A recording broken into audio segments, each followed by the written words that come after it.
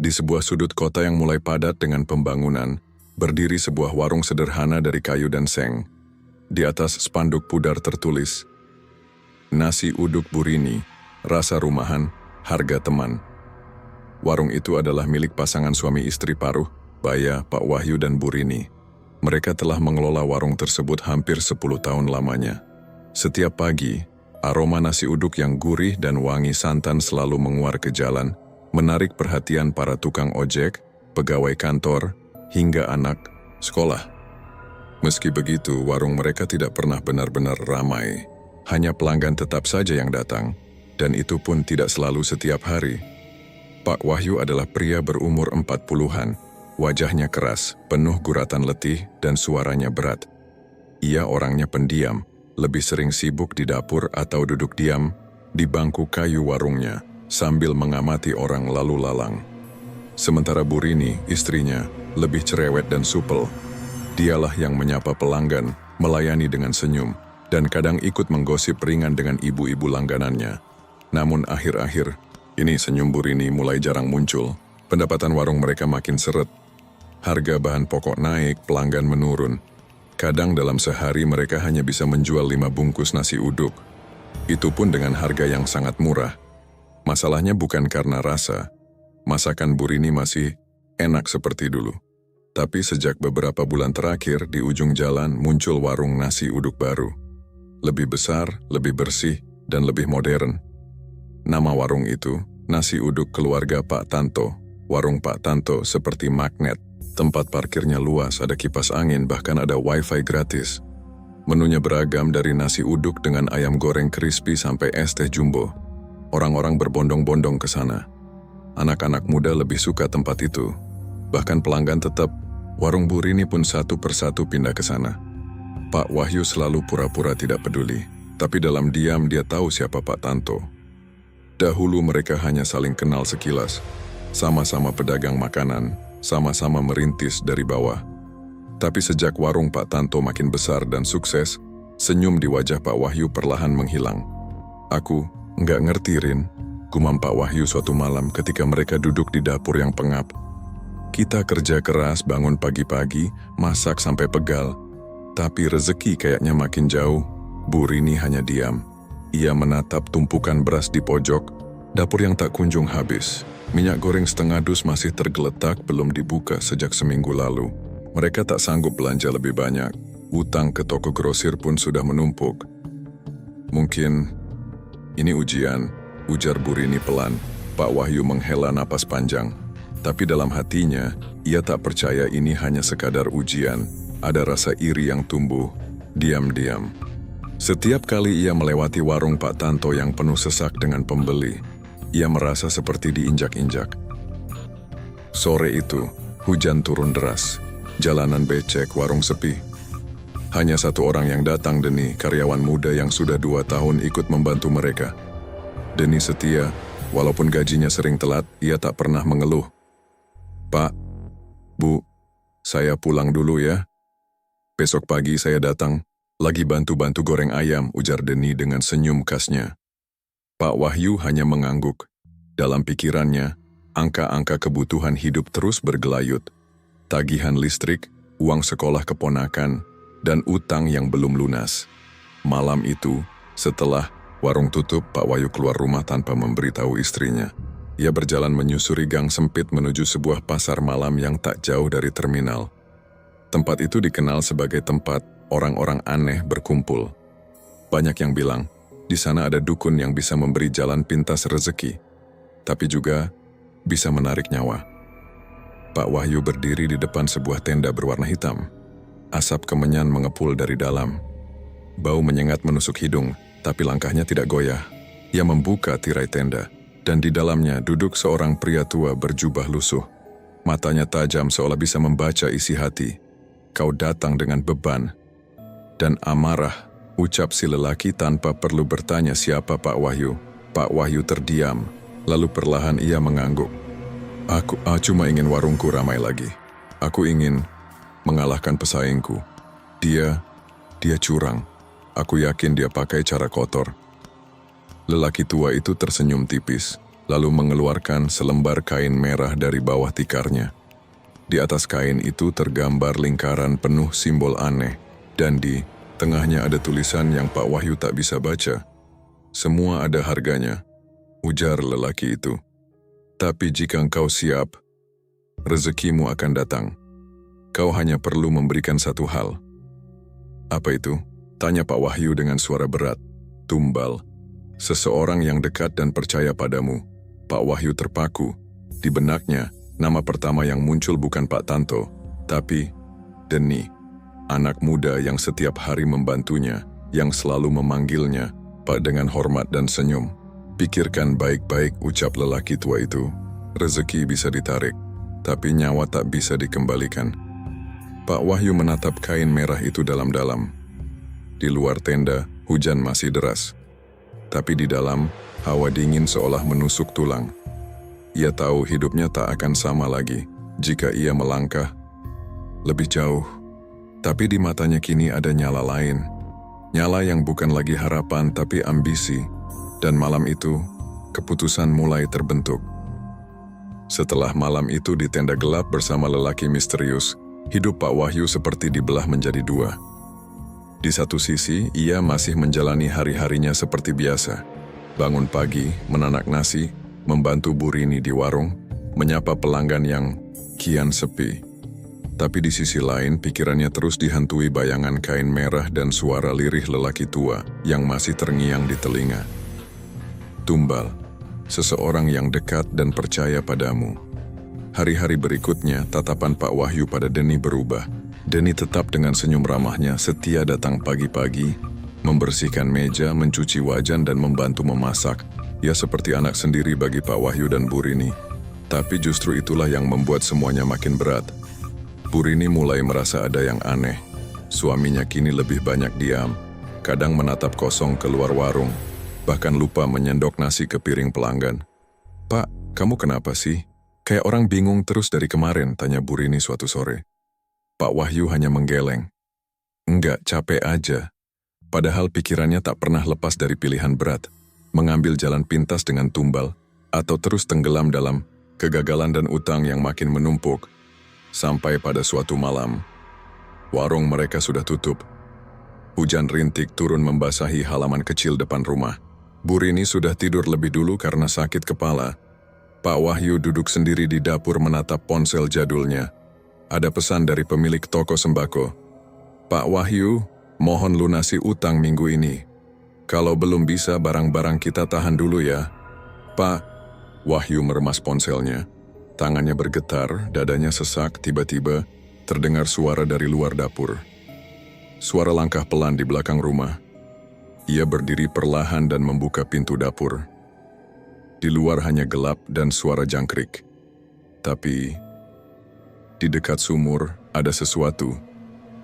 Seseorang berdiri. "Deni." "Pak?" Panggil Deni, pelan. "Saya tadi lupa ambil jaket, jadi balik sebentar."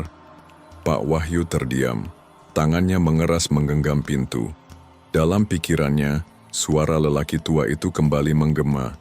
"Seseorang yang dekat dan percaya padamu." Keesokan harinya, Bu Rini bangun lebih pagi dari biasanya. Ia heran karena tak mendengar suara panci atau aroma nasi uduk dari dapur. Biasanya Pak Wahyu dan Deni sudah mulai sibuk sejak pukul 4 subuh. Ia keluar kamar, berjalan ke dapur. Dapur kosong, wajan masih bersih, tak ada nasi, tak ada ayam, tak ada tanda kehidupan. "Pak Wahyu?" panggilnya. Tak ada jawaban. Ia keluar rumah. Hujan semalam masih menyisakan genangan di halaman. Sepeda motor Deni masih ada di pojokan. Tapi Deni tidak kelihatan. Pak Wahyu baru muncul sekitar pukul 6. Wajahnya pucat, matanya merah. "Kamu dari mana?" tanya Bu Rini. Pak Wahyu tak menjawab. Ia langsung ke kamar mandi, mencuci tangan dan wajah. Air mengalir deras, seperti ingin membasuh sesuatu yang tak bisa hilang dengan sabun. Hari itu, warung mereka tidak buka. Pak Wahyu berdalih sedang tidak enak badan, padahal Bu Rini tahu ada sesuatu yang disembunyikannya. Malam harinya, berita tersebar di grup WhatsApp RT. Seorang pemuda ditemukan tewas di pinggiran sungai belakang pasar. Diduga terpeleset dan hanyut, saat hujan semalam. Identitas korban belum diketahui. Pak Wahyu menatap layar ponselnya dalam diam. Keringat dingin mengalir di pelipisnya. Bu Rini berdiri di belakangnya, ikut membaca pesan itu.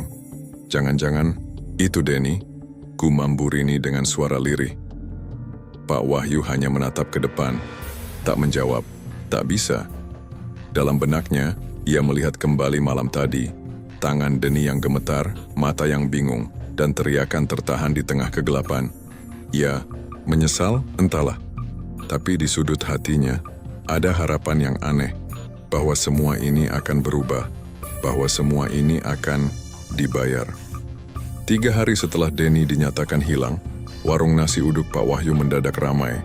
Tanpa promosi, tanpa alasan jelas, orang-orang tiba-tiba datang. Ada yang lewat dan mencium aroma nasi uduk, katanya seperti wangi nasi masa kecil.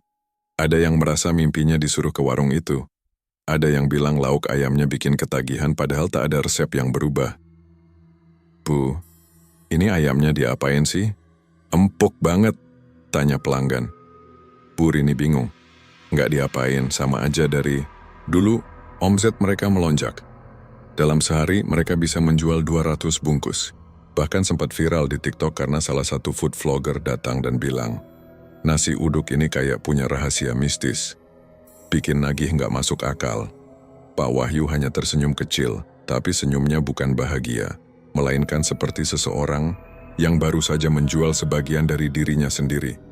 Malamnya, saat ia mencuci piring sendiri di dapur, suara langkah kaki terdengar dari belakang, pelan, menyeret, seperti seseorang yang kedinginan. Pak Wahyu menoleh, tak ada siapa-siapa. Tapi di jendela, embun membentuk satu tulisan samar. "Pak," tulisan itu seperti goresan jari. Dan hanya satu orang yang memanggilnya begitu, dengan nada sehangat itu. "Denny. Pak." Wahyu menutup jendela perlahan. Hatinya mulai terasa dingin. Tapi ia tahu, ini baru awal dari perjanjian yang panjang. Warung nasi uduk milik Pak Wahyu dan Bu Rini kini tak lagi bisa disebut sederhana. Dalam waktu sebulan, segalanya berubah drastis.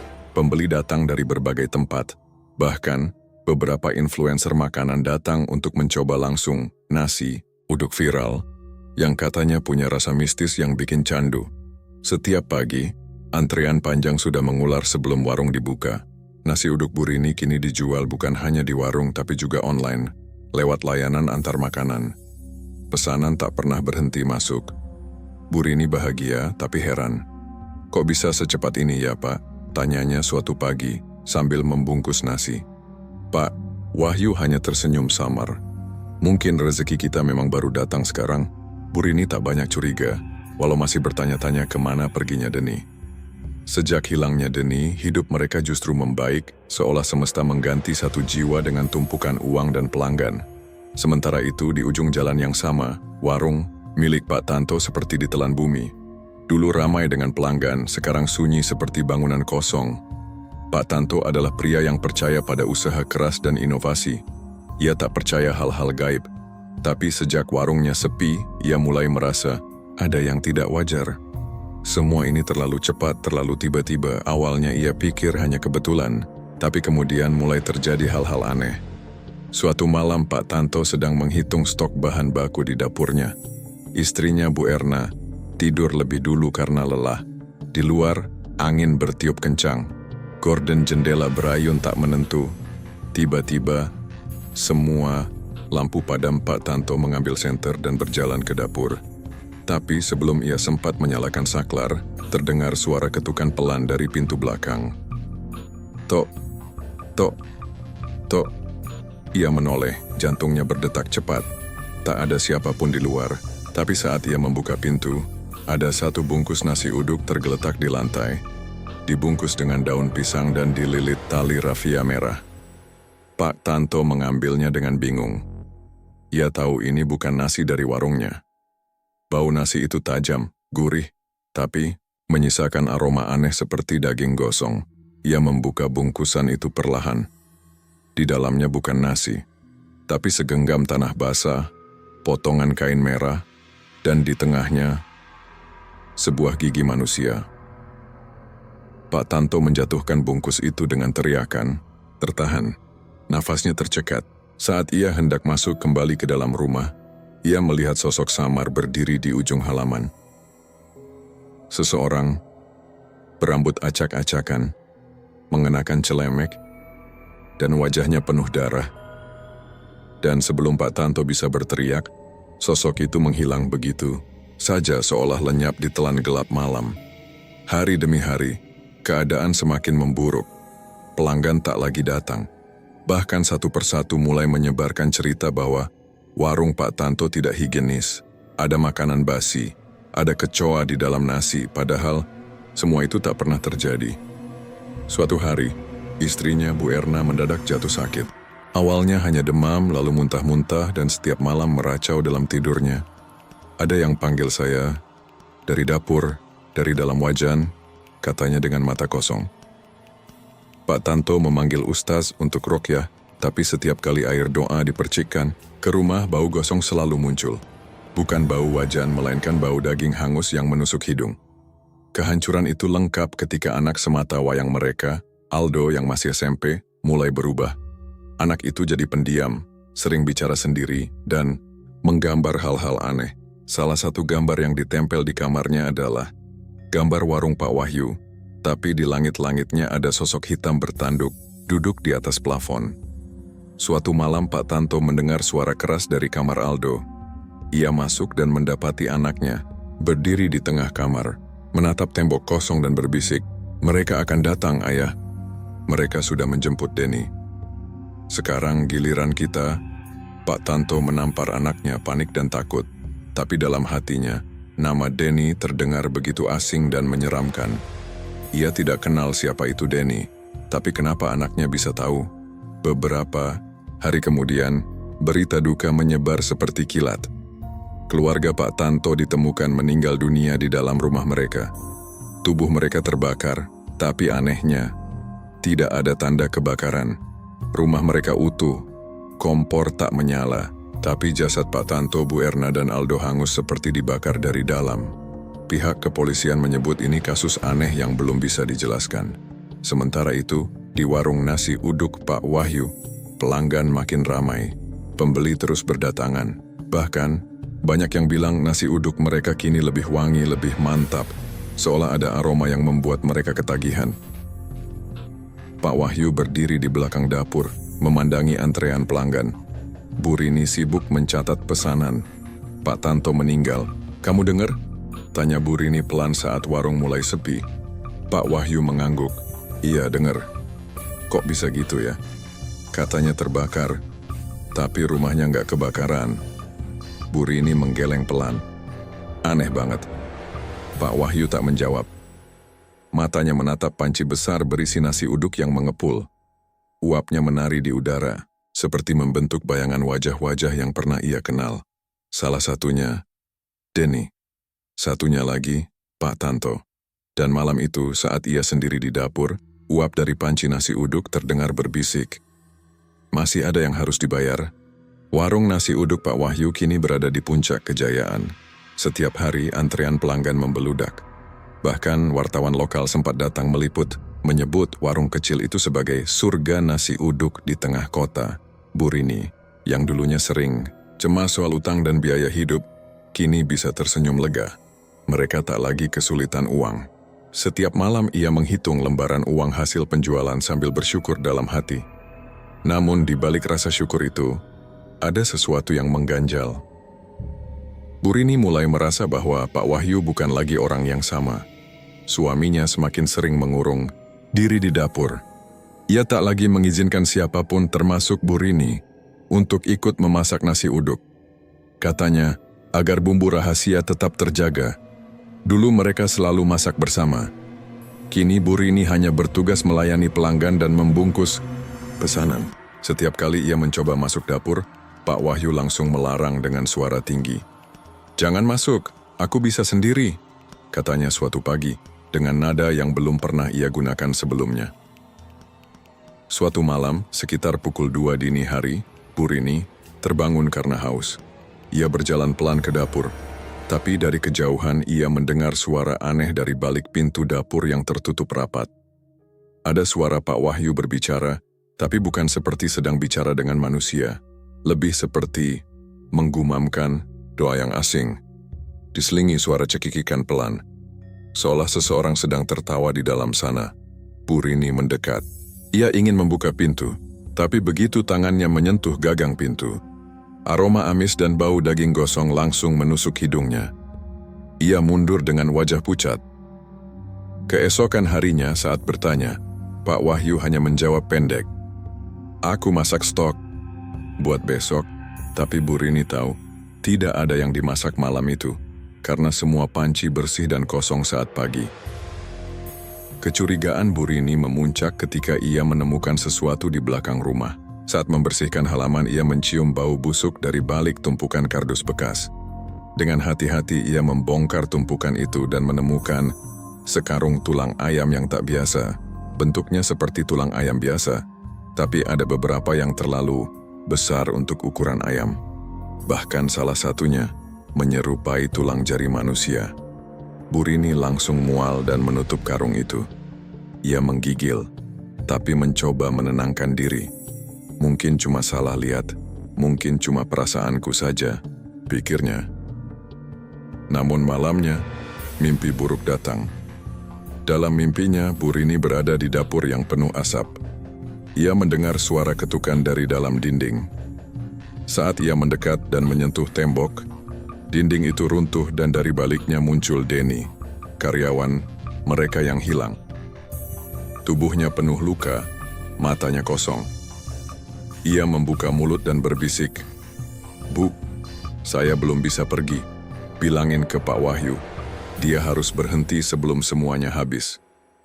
Bu Rini terbangun dengan keringat dingin membasahi tubuhnya. Jantungnya berdetak liar. Mimpi itu terlalu nyata, terlalu hidup. Keesokan harinya, ia memutuskan untuk menyelidiki sendiri. Saat Pak Wahyu pergi ke pasar, Bu Rini membuka dapur secara diam-diam. Ia menelusuri tiap sudut. Awalnya, tak ada yang aneh. Tapi saat ia membuka lemari penyimpanan di pojok, ia menemukan kain merah kusut yang sama, seperti yang sering muncul di mimpinya. Di dalam kain itu, terselip foto Pak Tanto sekeluarga, hangus terbakar di bagian wajah. Dan di bawah tumpukan karung beras, ia menemukan sebuah kendi kecil berwarna hitam legam. Kendi itu dipenuhi darah beku dan potongan kertas bertuliskan nama-nama, salah satunya Denny, dan satu lagi yang baru setengah tercoret, Rini. Bu Rini terhuyung. Ia jatuh terduduk, tangisnya pecah. "Ya Allah, apa yang sudah suamiku lakukan?" Saat Pak Wahyu pulang, ia mendapati istrinya duduk di ruang tamu dengan mata sembab. Bu Rini menatapnya lama, sebelum berkata pelan, "Aku udah tahu semuanya, Pak." Pak Wahyu terdiam. Wajahnya mendadak pucat. Ia mencoba menghindar, tapi Bu Rini berdiri menunjuk kendi di meja. "Kamu tumbalin Denny, kamu tumbalin Pak Tanto, kamu mau tumbalin aku juga?" Pak Wahyu berlutut, matanya berkaca-kaca. Tapi yang keluar dari mulutnya hanyalah, "Aku cuma mau kita hidup lebih baik. Aku capek dihina, capek bangkrut, capek diremehkan." Dan waktu itu, dia datang dan kasih jalan. "Jalanmu itu darah dan nyawa, Pak," bentak Bu Rini, suaranya bergetar. "Aku nggak mau makan dari uang haram, dari darah orang lain." Suasana hening, hanya suara kipas angin tua yang berdetak pelan. Lalu tiba-tiba, piring-piring di dapur pecah sendiri. Lampu berkedip, jendela bergetar, seolah sesuatu yang tak terlihat sedang marah. Dan dari dalam kendi hitam, cairan darah mendidih sendiri, meletup dan menyemburkan asap hitam yang menyusun wajah seseorang. Wajah itu bukan wajah manusia biasa, itu wajah makhluk. Hitam, bertanduk, bermata merah menyala. Perjanjian belum selesai, tumbal belum lunas, dia milikku. Suara itu menggelegar, mengguncang seluruh ruangan. Pak Wahyu menjerit, Bu Rini memeluk Al-Quran kecil di tangannya. Tapi sebelum mereka sempat bergerak, api hitam menyembur dari kendi itu dan menerpa langit-langit, meninggalkan bayangan menyeramkan di dinding. Satu tumbal lagi. Sejak malam mengerikan itu, suasana di rumah Pak Wahyu berubah drastis. Bu Rini berhenti bicara dengan suaminya. Ia pindah tidur ke kamar belakang dan menghindari dapur sepenuhnya. Ia takut, bukan hanya pada makhluk yang muncul dari kendi, tapi pada suaminya sendiri. Laki-laki yang dulu ia cintai kini menjadi orang asing yang rela mengorbankan nyawa demi uang. Pak Wahyu pun berubah. Ia makin pendiam, wajahnya pucat dan mata cekung. Ia jarang tidur. Hampir setiap malam ia duduk di depan kendi hitam, menggambar lingkaran-lingkaran aneh di lantai dapur, dan membakar dupa yang membuat seisi rumah bau amis dan pengap. Warung mereka masih ramai, bahkan makin ramai. Tapi Bu Rini tidak lagi menyentuh uang hasil penjualan. Semua ia anggap najis berasal dari darah. Setiap malam suara-suara aneh terdengar dari dapur. Kadang suara tangis, kadang suara orang menggerutu dengan bahasa asing, dan kadang suara Deni memanggil dengan pelan, "Bu, saya kedinginan, Bu, saya masih di sini." Bu Rini merasa tak bisa tinggal diam. Ia butuh bantuan. Tapi kepada siapa? Ia tak bisa ke polisi. Siapa yang akan percaya bahwa suaminya membuat perjanjian dengan makhluk gaib dan menggunakan tumbal manusia? Akhirnya ia teringat pada Mbah Raga, seorang kiai tua yang tinggal di pinggiran kota. Dulu Bu Rini pernah ikut pengajian di sana. Konon, Mbah Raga bisa merasakan kehadiran makhluk halus dan tahu cara menangkalnya. Suatu pagi, diam-diam Bu Rini pergi ke rumah Mbah Raga, naik ojek online dan berbohong kepada Pak Wahyu bahwa ia pergi belanja. Rumah Mbah Raga sederhana, berdinding kayu dan dikelilingi pohon pisang yang rimbun. Saat Bu Rini mengetuk pintu, Mbah Raga sudah berdiri di ambang, seperti sudah tahu siapa yang datang. "Panjenengan datang karena aroma darah itu ya," katanya tanpa basa-basi. Suaranya berat, matanya tajam meski sudah keriput. "Aku sudah merasakannya dari seminggu lalu. Sesuatu yang keliru besar sedang terjadi di rumah kalian." Bu Rini menangis. Ia menceritakan semuanya, Deni yang hilang, Pak Tanto yang mati misterius, kendi berdarah, dan makhluk hitam bertanduk. Mbah Raga mengangguk, pelan. Lalu dengan nada lirih ia berkata, "Makhluk itu berasal dari jalur kiri. Dia bukan sekadar jin, dia pemakan jiwa, pesugihan tingkat tinggi. Sekali perjanjian dibuka, hanya bisa ditutup dengan satu dari dua hal, pengorbanan besar atau kematian penyeru. Kalau begitu, harusnya suami saya saja yang..." "Tidak semudah itu," potong Mbah Raga. "Kalau panjenengan membunuh suami panjenengan, makhluk itu akan marah. Ia akan mengambil semua yang bernyawa dalam rumah, termasuk panjenengan sendiri." Bu Rini terdiam, matanya mulai berkaca-kaca lagi. "Lalu, apa yang harus saya lakukan, Mbah?" Mbah Raga memandangnya lama. "Panjenengan harus kembali malam ini, bawa kendi itu. Kita harus menyelesaikan ritual pembatalan, tapi perlu panjenengan tahu akan ada harga yang harus dibayar. Jiwa tak bisa diganti dengan doa.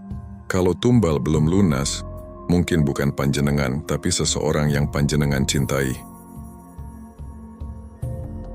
Malam itu, Bu Rini pulang dengan dada sesak. Rumah sunyi. Warung sudah tutup lebih awal. Pak Wahyu duduk sendiri di dapur, menatap kendi hitam yang kini mengeluarkan suara lirih seperti dengkuran bayi. "Rini," katanya pelan, tanpa menoleh. Bu Rini berdiri di ambang pintu dapur. "Aku tahu semua, dan aku sudah bertemu orang yang bisa bantu." Pak Wahyu tersenyum miring. "Kau pikir bisa kabur dari ini? Ini bukan cuma tentang kamu lagi, Pak. Ini soal nyawa orang lain. Aku nggak mau jadi pembunuh." Mendadak, kendi di lantai bergetar, lalu terangkat perlahan ke udara, berputar dan menyemburkan asap hitam. Dari asap itu muncul makhluk yang sama, tinggi, hitam, bertanduk, bermata merah. Tubuhnya ditutupi semacam jubah kulit manusia. "Kau ingin mengingkari perjanjian, Wahyu? Tumbal terakhir sudah kupilih, istrimu." Pak Wahyu panik. Ia maju ke depan menutupi tubuh Bu Rini. "Jangan, ambil aku saja." Makhluk itu tertawa. "Kau tak bisa memilih, tapi aku suka pengorbanan. Aku akan terima." Tiba-tiba makhluk itu menyergap ke arah mereka. ruangan jadi gelap. Angin menderu, barang-barang beterbangan, lantai dapur retak, dan dari bawahnya muncul tangan-tangan hitam yang meraih kaki Pak Wahyu. Burini menjerit, tapi saat itu, pintu depan terbuka keras. Mbah Raga masuk, menggenggam tongkat berisi tasbih dan air zam-zam. Ia melantunkan doa keras-keras, suara lantangnya menggema. Bismillahirrahmanirrahim, Kulu a'udzu birabbil falaq. Makhluk itu menjerit, kendi hitam meledak, darah muncrat ke langit-langit. Tubuh Pak Wahyu tersedot ke dalam lubang di lantai sambil berteriak, "Maafkan aku, Rini." Dalam sekejap semuanya tenang kembali. Bu Rini terduduk lemas, menangis dalam diam. Mbah Raga menghampirinya, menepuk pelan bahunya. Tumbal terakhir telah dipenuhi. Ia memilih menyerahkan diri. Tapi kau harus ingat, jejak perjanjian tak akan hilang sepenuhnya. 3 hari kemudian, warung nasi uduk Pak Wahyu tutup untuk selamanya. Bu Rini menjual semua perlengkapan dapur dan pindah ke rumah saudaranya di luar kota. Ia hidup sederhana, kembali berdagang kecil-kecilan tanpa embel-embel gaib atau janji kekayaan. Namun setiap kali ia menanak nasi, ia selalu berdoa dalam hati, "Ya Allah, cukupkan rezekiku dari jalan yang halal. Jangan lagi lewat darah." Dan setiap malam sebelum tidur, ia memastikan tidak ada kendi di rumahnya. Dan pintu dapur selalu terkunci rapat. Sudah hampir 2 bulan sejak kejadian mengerikan itu berlalu. Bu Rini kini tinggal di rumah kakaknya, Bu Aminah, di sebuah desa kecil yang tenang, jauh dari hiruk-pikuk kota. Ia memulai hidup baru sebagai penjual kue pasar, menjajakan nagasari, dan risoles di sekolah-sekolah. Sederhana, tapi cukup. Yang penting halal dan tak ada lagi darah yang menyertainya. Setiap pagi, ia bangun sebelum subuh, menanak nasi, mengukus jajanan, dan berangkat berjualan bersama keponakannya. Tak ada lagi suara tangisan dari dapur, tak ada lagi bau dupa atau kendi berdarah. Hidup terasa damai untuk sementara. Namun seperti luka yang belum sembuh benar, ada sesuatu yang masih tertinggal. Suatu malam, Bu Rini sedang merapikan rak dapur ketika ia menemukan benda asing terjepit di balik tumpukan panci lama. Sebuah sobekan kertas lusuh, berwarna coklat tua seperti terbakar sebagian. Tulisan di kertas itu nyaris tak terbaca, tapi ada satu kalimat yang masih jelas. Perjanjian telah mengikat keturunan darah. Dada Bu Rini langsung sesak, tangan gemetar. Ia memandangi kertas itu lama, lalu buru-buru membakarnya di tungku. Tapi sejak malam itu, mimpi buruk mulai datang lagi. Dalam mimpinya, ia kembali berada di warung nasi uduk mereka dulu. Dapur terbuka, lebar, dan di dalamnya, Pak Wahyu duduk sendiri, menggenggam kendi hitam yang bocor. Darah menetes dari tangannya. Ia menangis, tapi saat Bu Rini hendak mendekat, Pak Wahyu berbisik, "Rini, aku belum bebas, masih ada jejakku di dunia." Ia terbangun dengan nafas terengah. Dan dari luar jendela, ada bayangan berdiri diam, lalu menghilang secepat kilat. Pagi harinya, Bu Rini mengunjungi Mbah Raga sekali lagi. Rumah sang kiai kini sepi. Konon Mbah Raga sedang uzur dan hanya menerima tamu khusus. Namun saat Bu Rini datang, ia langsung dipersilakan masuk oleh cucu Mbah Raga. Mbah Raga duduk. Diranjang, tubuhnya makin kurus, tapi matanya masih tajam seperti sebelumnya. "Panjenengan datang karena merasa ada yang belum selesai," gumamnya pelan.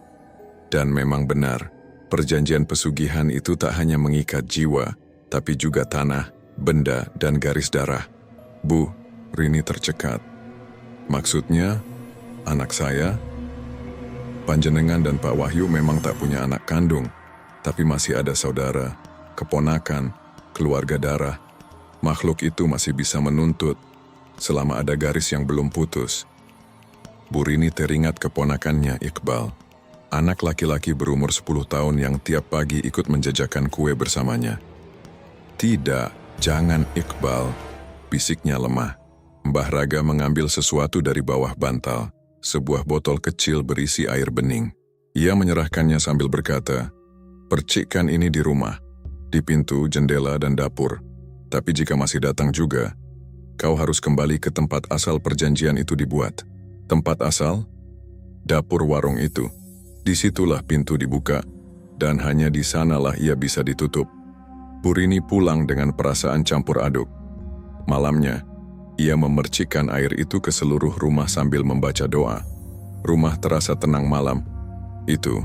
Tapi pagi harinya, Iqbal tidak bangun dari tidurnya. Tubuhnya dingin, tapi bukan dingin seperti orang mati. Ia masih bernapas, hanya saja matanya tertutup dan tubuhnya kaku seperti batu. Burini menjerit. Ia tahu, makhluk itu telah kembali menagih. Tak ada pilihan lain. Sore itu juga Burini kembali ke kota. Ia menuju bangunan bekas warung nasi uduk yang kini kosong dan ditinggalkan. Pintunya digembok, tapi ia menjebolnya dengan palu. Debu dan sarang laba-laba menyambutnya. Dapur tampak seperti terakhir kali ia tinggalkan, tapi suasananya jauh lebih gelap, lebih dingin. Bau darah tua masih samar-samar tercium di udara. Ia masuk, membawa botol air sisa dari Mbah Raga. Di lantai dapur yang retak, ia melihat bekas lingkaran ritual lama. Tepat di sana, ia berdiri dan mulai membaca doa. Tangannya gemetar, namun sebelum selesai, cahaya padam. Angin dingin berhembus masuk dari jendela yang tertutup. Dari sudut dapur, suara familiar terdengar. Kenapa kembali? Rini? Pak Wahyu muncul. Wujudnya seperti dulu, tapi lebih kelam. Matanya hitam, bajunya robek, dan kakinya tak menyentuh tanah. Aku harus mengakhiri semuanya, Pak, kata Burini dengan berani. Kau pikir bisa hapus darah begitu saja? Perjanjian itu tak hanya milikku. Kau juga pernah makan dari uangnya. Kau juga bagian dari tumbal itu. Burini menahan air mata. Ia tahu itu benar. Tapi kali ini, ia siap menebusnya. Ia menggenggam air di tangan, menyiramkan ke lingkaran ritual, lalu bersujud. Ya Allah, aku serahkan hidupku. Tapi selamatkan Iqbal. Jangan ambil dia. Tiba-tiba, terdengar jeritan panjang. Api hitam menyembur dari lantai. Tubuh Pak Wahyu melengking dan menghilang. Suara gemuruh terdengar sejenak, lalu semuanya sunyi. Saat Burini membuka mata, ia sudah berada di luar warung. Matahari terbit. Udara pagi menyegarkan, seperti semua kegelapan telah dibersihkan. Ia berlari menuju ponsel yang tertinggal di motornya. Saat menghubungi Bu Aminah, suara di ujung sana berkata, Iqbal sudah bangun, Rin. Dia nyariin kamu. Air mata Burini tumpah seketika. Beberapa minggu kemudian, bangunan bekas warung itu dibongkar oleh pemerintah kota. Katanya akan dibangun taman bermain. Burini kembali hidup sederhana, menjaga Iqbal seperti anak kandungnya sendiri. Tapi ia tahu, dalam hidup ini, semua yang serba cepat dan mudah seringkali menyimpan harga yang sangat mahal. Dan setiap kali ia mencium bau nasi uduk, hatinya berbisik pelan. Jangan ulangi jalan itu, Wahyu. Biarlah kisah kita jadi pelajaran bagi siapapun yang tergoda. 1 tahun telah berlalu sejak kejadian mengerikan itu. Bangunan bekas warung Pak Wahyu sudah rata dengan tanah. Di tempat itu kini berdiri sebuah taman kecil bernama Taman Harapan, lengkap dengan ayunan, seluncuran, dan warung jajanan anak-anak. Tak ada yang menyangka bahwa tanah yang kini penuh tawa anak-anak itu dulunya adalah tempat di mana darah dan nyawa pernah dikorbankan demi kekayaan haram. Burini sendiri tak pernah lagi mendekati kawasan itu. Ia memilih hidup tenang di desa bersama Iqbal, membuka usaha kecil-kecilan menjual sarapan keliling. Tak besar, tapi cukup. Ia merasa damai. Tapi, damai tidak selalu abadi. Suatu siang, seorang pemuda bernama Bayu, mahasiswa tingkat akhir jurusan arsitektur, sedang duduk di taman itu bersama kamera tuanya. Ia sedang mengerjakan tugas akhir tentang ruang publik dan energi spiritual tak terlihat. Bayu adalah tipe yang suka hal-hal metafisik. Ia percaya bahwa bangunan menyimpan energi, bahwa setiap dinding, tanah, dan lantai bisa menyimpan perasaan manusia yang pernah hidup di sekitarnya. Ia percaya tempat bisa berbicara jika orang cukup peka untuk mendengarnya.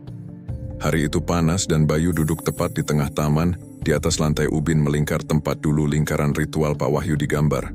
Ia tak tahu itu, tapi saat ia menyalakan kamera dan mulai merekam, Layar kameranya berkedip. Gambar buram.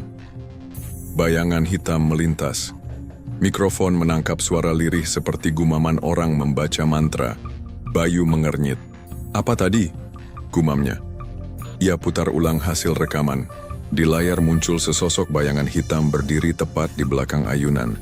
Tak terlihat dengan mata telanjang tapi jelas di kamera. Sosoknya tinggi, kabur dan seperti bertanduk. Bayu penasaran. Ia kembali ke taman malam harinya, membawa kamera infrared. Tak ada anak-anak, taman gelap, hanya lampu jalan yang temaram. Ia mengarahkan kamera ke tanah melingkar itu, dan kali ini suaranya muncul lebih jelas. Tumbal, belum lunas. Bayu mundur. Hawa dingin menyelimuti tubuhnya, tapi rasa penasarannya lebih besar dari rasa takut. Ia mulai menggali sejarah tempat itu, bertanya ke warga sekitar, dan salah satu tukang becak tua berkata, "Dulu di situ ada warung. Larisnya bukan main, tapi tiba-tiba tutup. Kabarnya ada yang mati mendadak di dapur." Dari penelusuran itu, Bayu menemukan nama pemilik warung, Wahyu, dan istrinya Rini. Nama-nama itu muncul di arsip izin usaha tahun 2022. Ia pun mencari alamat terakhir Bu Rini, dan beberapa minggu kemudian, datanglah ia ke desa, mengetuk pintu, rumah kecil Bu Rini dengan raut penuh antusias. Bu Rini membukakan pintu. Ia tampak sehat, meski sedikit terkejut melihat tamu muda yang tak ia kenal. "Maaf Ibu Rini, saya Bayu. Saya sedang riset tentang sejarah tempat umum di kota. Saya ingin tahu soal warung Ibu dulu." Wajah Bu Rini langsung berubah. Seketika, semua ketenangan di wajahnya lenyap. Ia menatap tajam pemuda itu. "Saya tidak bicara soal masa lalu," katanya singkat. "Maaf." Ia menutup pintu. Tapi malamnya, ia duduk sendiri di ruang tamu, memandangi langit-langit. Ia tahu sesuatu sedang bergerak lagi. Dan ia takut anak muda itu akan membuka pintu yang seharusnya tidak pernah dibuka lagi. Sementara itu, Bayu kembali ke taman. Tapi kini ia membawa sesuatu yang ia temukan di toko loak. Sebuah kendi tua yang dijual murah oleh pedagang barang antik. Kendi itu hitam berlilit tali rotan kering dan berbau anyir. "Ini nemu di antara puing-puing taman waktu direnovasi," kata si penjual. "Orang-orang nggak mau sentuh," katanya angker. "Tapi kamu kayaknya suka barang aneh." Bayu merasa tertarik. Ia bawa kendi itu pulang ke kos, meletakkannya di kamar, dan malam itu ia bermimpi buruk. Ia melihat dirinya sendiri berdiri di dapur gelap. Di sekelilingnya mayat-mayat tergeletak. Dan dari dalam kendi sesuatu merangkak keluar. Makhluk tinggi, kurus, bermata merah, bertanduk. Makhluk itu tersenyum padanya dan berkata, "Akhirnya, wadahku kembali." Bayu terbangun dengan teriakan. Dan saat ia menoleh ke kendi di sudut kamar, ada darah menetes dari mulut kendi itu. Besoknya, Bu Rini mendapat kabar. Seorang mahasiswa ditemukan pingsan di kamar kosnya dengan tangan berlumur darah. Polisi menyebutkan tak ada luka, tak ada tanda penganiayaan, tapi ruangan itu bau amis dan ditemukan benda misterius. Kendi hitam yang retak. Bu Rini gemetar. Ia tahu ini bukan akhir. Ini awal dari babak baru. Ia menatap keluar jendela ke arah langit yang mulai mendung. "Maafkan aku, Bayu. Kau tak tahu, benda itu tak pernah memilih korban. Ia hanya menunggu. Siapa yang penasaran lebih dulu?" Sudah 3 bulan sejak Bayu ditemukan tak sadarkan diri di kamar kosnya dengan kendi hitam di sebelahnya. Setelah kejadian itu, Bayu berubah. Ia tak lagi aktif kuliah, tak pernah muncul di kampus, dan menutup semua akun media sosialnya. Teman-teman dekatnya bingung, bahkan dosennya pun kehilangan kontak. Tapi diam-diam, Bayu sedang membangun sesuatu. Di sebuah gang sempit dekat terminal lama yang kini sepi, ia menyewa sebuah ruko kecil, bekas tambal ban. Ruko itu ia ubah pelan-pelan menjadi warung makan. Nama warung itu ditulis dengan cat merah menyala di dinding. Luar, "Nasi uduk Bayu." Pasti ketagihan, orang-orang yang lewat awalnya mengabaikan. Tapi lama-kelamaan wangi nasi uduk yang keluar dari dapur warung itu terlalu menggoda. Aroma gurih santan, sambal kacang yang harum, dan ayam goreng renyah. Semuanya terasa begitu sempurna. Bahkan tukang parkir pun mulai bicara. Warung baru, tuh nggak tahu dari mana, tapi masakannya bikin nagih. Hari demi hari warung Bayu mulai ramai. Dalam 2 minggu, antrian pembeli mengular sampai keluar gang. Semua kalangan datang. Pegawai kantor, sopir, mahasiswa, bahkan pengemis. Aneh, tapi semua seperti terhipnotis. Setiap suapan nasi uduk seolah membuat orang tak bisa berhenti makan. Yang datang satu kali, pasti datang lagi. Dan ketika malam tiba, Bayu selalu mengunci warungnya dari dalam. Tak ada yang tahu apa yang ia lakukan setelah tutup. Tapi dari dalam dapur, kadang terdengar suara genta kecil atau bisikan samar, seolah seseorang sedang berdoa dengan bahasa yang tak dikenal. Sementara itu, Bu Rini mulai gelisah. Ia mendapat kabar dari Bu Aminah bahwa ada warung baru yang menggila di kota. Saat tahu nama pemiliknya, Bayu jantungnya langsung berdebar. Ia pun nekat pergi ke kota dan menyamar sebagai pembeli. Ia berdiri dalam antrean, mengenakan kerudung besar dan masker. Saat gilirannya tiba, ia memesan sepiring nasi uduk dan duduk di pojokan, memperhatikan semua gerak-gerik. Dan benar saja, wajah Bayu terlihat berbeda. Pucat, matanya cekung, tapi senyumnya terlalu tenang, dingin. Ia mengantarkan piring ke meja Bu Rini sambil berkata, "Cicipi Bu, ini resep lama. Warisan dari tempat yang sudah tidak ada." Bu Rini tercekat. Ia tahu Bayu tahu siapa dia. Ia pun perlahan mencicipi nasi itu. Dan seketika, ia merasa mual. Bukan karena rasanya, tapi karena bau darah yang hanya bisa ia rasakan. Ia berdiri tergesa dan pergi meninggalkan warung. Malamnya, Bu Rini menemui Mbah Raga lagi. Tapi rumah itu kini sepi. Cucu Mbah Raga berkata bahwa kakeknya sudah meninggal 2 minggu lalu. Dan anehnya, sebelum wafat, Mbah Raga sempat berkata, kendi itu akan memilih pewarisnya, dan darah baru akan mengalir lagi. Bu Rini menangis dalam diam. Aku pikir semua sudah selesai, Mbok. Tapi ternyata, kisah itu belum usai. Dan kini, bukan hanya dirinya yang dalam bahaya, tapi semua orang yang makan di warung Bayu. Sementara itu, di dapur warung, Bayu duduk di depan kendi, hitam yang kini bersih dan mengilap. Di depannya ada baskom berisi darah ayam. Ia mencelupkan tangannya, lalu menggambar simbol aneh di lantai dapur. Di dinding tergantung foto-foto, wajah-wajah pembeli yang sering datang. Di antara mereka, beberapa sudah dicoret dengan tinta merah.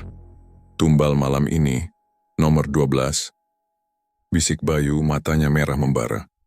Malam itu, seorang pelanggan tetap bernama Pak Haris, seorang sopir truk, ditemukan meninggal mendadak di rumah kontrakannya. Jantung berhenti tanpa sebab jelas. Tapi anehnya, lidahnya menghitam, dan tangannya memegang erat sebungkus nasi uduk. Keesokan harinya, warung Bayu makin ramai, dan Bu Rini tahu, ia harus menghentikan semua ini. Kendi itu harus dihancurkan, meski nyawanya jadi taruhan. Warung Bayu semakin ramai. Bahkan media lokal mulai meliputnya, menyebutnya sebagai fenomena kuliner mistis. Tapi, di balik keberhasilan itu, kematian demi kematian terus terjadi. Dalam 2 minggu, 4 pelanggan tetap meninggal dunia dengan cara yang aneh. Semua terjadi dalam kondisi berbeda, tapi dengan satu kesamaan. Mereka baru saja makan di warung Bayu. Namun tak satu pun polisi bisa menemukan bukti. Bayu sendiri selalu tampil tenang, menjawab semua pertanyaan dengan sopan, seolah tak ada yang perlu dicurigai. Tapi Bu Rini tahu, waktu semakin menipis. Malam itu, hujan turun deras. Petir menyambar langit, membuat udara terasa lebih berat dari biasanya. Bu Rini berdiri di depan warung Bayu yang sudah tutup, membawa satu benda yang selama ini ia simpan baik-baik, pecahan kendi asli yang dulu ia kubur dalam peti besi di belakang rumah. Ia datang bukan sebagai pembeli, ia datang untuk mengakhiri. Di dalam warung, Bayu tengah menyiapkan ritual besar. Di hadapannya, kendi hitam menyala samar. Di sekelilingnya ada 7 lilin merah dan semangkuk darah segar, entah dari apa. Di dinding tergantung foto wajah Bu Rini dengan tusuk sate menancap di tengahnya. Bayu tersenyum kecil. Sudah waktunya Bu Rini, kau yang menyegel kendi ini. Kini kau juga yang akan membuka segelnya sepenuhnya. Tiba-tiba, pintu warung berderit. Bayu menoleh. Burini masuk. Tubuhnya basah kuyup, wajahnya keras seperti batu. Berhenti Bayu, ini bukan jalanmu. Bayu tertawa kecil tapi matanya menyala. Justru ini jalanku, Bu. Warung ini lebih dari sekadar tempat makan. Ini panggung kekuasaan. Dan kendi ini, teman sejatiku. Kau membuangnya. Aku memberinya tempat. Itu bukan temanmu, Bayu. Itu iblis yang menyamar sebagai penolong. Bayu berjalan pelan, menatap mata Burini. Tapi dia memberikan segalanya yang kalian ambil dari saya. Nama, kebanggaan, kekuasaan. Kini giliran saya memetik hasilnya. Tidak seperti ini, kata Burini gemetar. Bapakmu pun hancur karena kendi itu. Pak Wahyu, suamiku, mati mengenaskan. Kau ingin mati seperti dia? Bayu mendadak diam, tapi kemudian ia tersenyum. Pak Wahyu lemah, aku tidak. Lalu, api dari lilin menyala lebih besar. Dari dalam kendi, asap hitam mulai mengepul. Makhluk itu muncul. Tinggi, kurus, bertanduk. Wajahnya seperti wajah manusia tanpa kulit. Lidahnya panjang, menjulur hingga ke dada. Ia mengangkat tangan dan menunjuk ke Burini. Tumbal terakhir, penjaga segel, kini kau datang sendiri. Bayu tertawa keras. Ambil dia, segel akan terbuka sepenuhnya, dan aku jadi tuanmu yang baru. Tapi Burini mengangkat pecahan kendi tua yang ia bawa dalam kain putih. Ia buka pembungkusnya perlahan dan bisikkan sebuah mantra. Mantra yang pernah ia dengar dari Mbah Raga sebelum beliau wafat. Sirakang lebet, bali marang asaling tita, sun amuruk, bali marang pepestening alam. Wangsul, makhluk itu menjerit. Bayu berteriak, tidak! Tapi mantra terus dilantunkan. Api dari lilin tiba-tiba mati serempak. Ruangan menjadi gelap. Asap dari kendi mulai tersedot kembali bukan ke kendi besar, tapi ke pecahan kendi lama yang dibawa Burini. Makhluk itu melolong, tubuhnya terbelah dua, menghitam, lalu menghilang dalam pusaran kecil yang membakar lantai. Bayu terlempar ke dinding. Kendi besar retak. Retakan menjalar cepat seperti akar pohon, hingga akhirnya pecah berkeping-keping. Ketika cahaya kembali, Burini terduduk. Tangannya bergetar, napasnya tersengal. Bayu terbaring tak sadarkan diri. Darah mengalir dari hidung dan telinganya. Tapi ia masih hidup. Burini menatap warung itu. Dapur yang dulu pernah menjadi tempat berkah, berubah menjadi neraka, dan ia tahu warung ini harus dibakar. Esok paginya, warga dikejutkan oleh berita, warung nasi uduk Bayu terbakar total di tengah malam, diduga korsleting. Tidak ada korban jiwa, tapi hanya Burini yang tahu itu bukan korsleting. Itu adalah akhir dari sebuah perjanjian kotor. Beberapa bulan kemudian Burini kembali ke desa. Ia tak buka warung lagi. Ia mengajar mengaji anak-anak kecil di langgar kampung. Hidupnya kini sederhana tapi damai. Bayu dirawat di rumah sakit jiwa. Ia tidak gila, tapi pikirannya kosong. Tak pernah bicara, tapi tangannya kadang-kadang masih membuat gerakan seolah sedang mengaduk nasi uduk. Dan di tengah malam, perawat sering mendengar suara lirih dari mulutnya. Sambal kacangnya kurang darah.